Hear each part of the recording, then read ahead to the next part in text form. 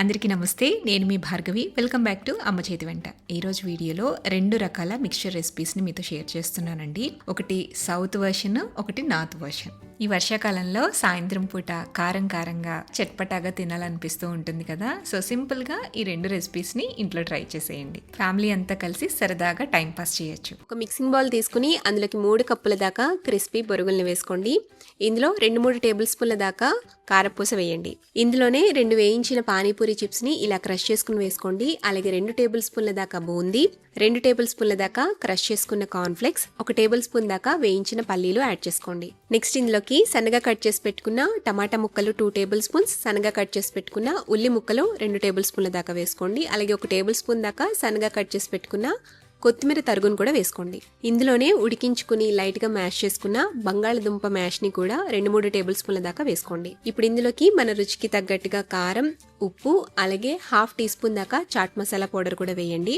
Next ఇందులో 1 లేదా 2 tea స్పూన్ల దాకా కట్టమిఠా చట్నీ, అలాగే 1 లేదా 2 టీ స్పూన్ల దాకా గ్రీన్ చట్నీని కూడా యాడ్ చేసుకోండి. కొద్దిగా నిమ్మరసాన్ని పిండేసి వీటన్నిటిని బాగా మిక్స్ చేసేసుకుంటే మన టేస్టీ యమ్మీ స్ట్రీట్ స్టైల్లో భేల్పూరి రెడీ అయిపోతుంది. అంతేనండి, స్ట్రీట్ స్టైల్లో భేల్పూరిని చాలా ఈజీగా ఇంట్లో చేసుకోవచ్చు. మిక్సింగ్ బౌల్ తీసుకుని అందులోకి 1 కప్పు దాకా వేయించుకున్న అటుకులు వేసుకోండి. ఇవి డీప్ ఫ్రై చేసిన అటుకులండి. నెక్స్ట్ ఇందులోకి 1/2 కప్పు దాకా ఫ్రై చేసుకున్న కార్న్ఫ్లెక్స్ని వేసుకోండి. ఇలా కార్న్ఫ్లెక్స్ వేసేసిన తర్వాత ఇందులోకి 1 టమాటా బజ్జీని కట్ చేసి వేస్తున్నానండి. టమాటా బజ్జీకి బదులుగా మీరు పచ్చిమిర్చి బజ్జీ అయినా వాడుకోవచ్చు, లేదంటే పకోడీ అయినా వాడుకోవచ్చు. జస్ట్ టమాటాని చిన్న ముక్కలుగా కట్ చేసి వేసుకోవచ్చు, ఏదైనా వేసుకోవచ్చు. ఇప్పుడు ఇందులోకి సన్నగా కట్ చేసి పెట్టుకున్న ఉల్లి తరుగు 2 టేబుల్ స్పూన్ల దాకా వేసుకోండి. అలాగే 1 టేబుల్ స్పూన్ దాకా సన్నగా కట్ చేసి పెట్టుకున్న కొత్తిమీర, 2 టేబుల్ స్పూన్ల దాకా వేయించిన వేరుశెనగ గుళ్ళు, 1/2 టీ స్పూన్ దాకా కారం, 1/2 టీ స్పూన్ దాకా చాట్ మసాలా పౌడర్, రుచికి సరిపడా ఉప్పు, అలాగే 1 బద్ద నిమ్మ చెక్కని పిక్కలు లేకుండా చక్కగా పిండేసుకోండి.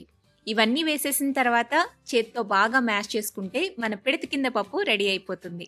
ఇలా తయారు చేసుకున్న పిడత కింద పప్పుని ఒక పేపర్ని కోన్ షేప్లో చుట్టేసేసి అందులో స్టఫ్ చేసేసి పైన కొద్దిగా సన్నగా కట్ చేసి పెట్టుకున్న ఉల్లిపాయ ముక్కలు, అలాగే కొత్తిమీర ముక్కలు, వేయించిన వేరుశెనగ గుళ్ళు, కొద్దిగా కారం స్ప్రింకిల్ చేసేసి ఇచ్చేయండి. చక్కగా తినేస్తారు. యమ్మీగా టేస్టీగా స్పైసీగా ఈవినింగ్ టైంలో స్నాక్గా సర్వ్ చేసుకోవడానికి బెస్ట్ రెసిపీ అండి. అంతేకాకుండా చాలా క్విక్గా చేసుకోవచ్చు. జస్ట్ 2 మినిట్స్లోనే ఈ ముంత మసాలా లేదా పిడత కింద పప్పుని కలిపేసేసి పిల్లలకి ఇచ్చేస్తే ఇంచగ్గా ఎంజాయ్ చేస్తూ తినేస్తారు. సో మరి ఈ రెసిపీని మీరు కూడా ఇంట్లో డెఫినెట్గా ట్రై చేయండి. ట్రై చేశాక మీకు ఎలా కుదిరిందో నాతో షేర్ చేసుకోవడం మర్చిపోవద్దు. ఈ వీడియో నచ్చితే లైక్ చేయండి, మీ ఫ్రెండ్స్కి రిలేటివ్స్కి షేర్ చేయండి. మరిన్ని టేస్టీ సింపుల్ క్విక్ రెసిపీస్ కోసం అమ్మ చేతి వంట ఛానల్ని సబ్స్క్రైబ్ చేయండి.